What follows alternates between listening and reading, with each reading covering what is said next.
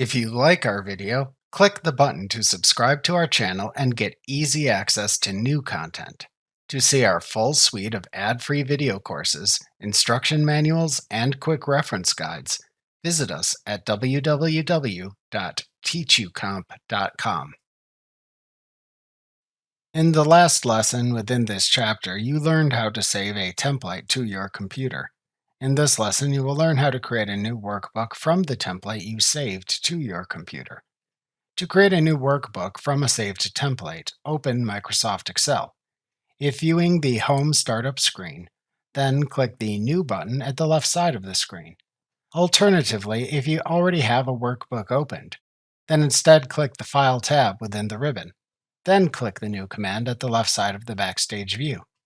After performing either action, then click the Personal category that appears by the search box above the list of templates in the area to the right to display the personal templates you have saved to your computer within Excel. These templates appear within the Templates area below. You can then click the name of the template to use as the basis for your new Excel workbook to create a new copy within Excel. You can then add your own data to the new workbook you have created and save it as normal.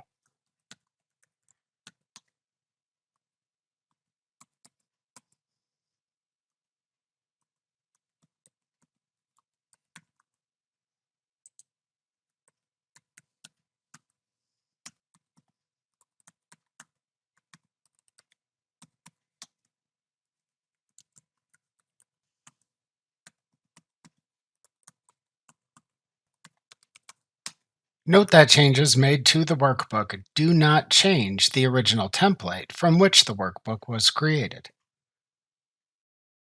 Remember to click the subscribe button to see more of our videos. See our full suite of courses, instruction manuals, and quick reference guides at www.teachucomp.com.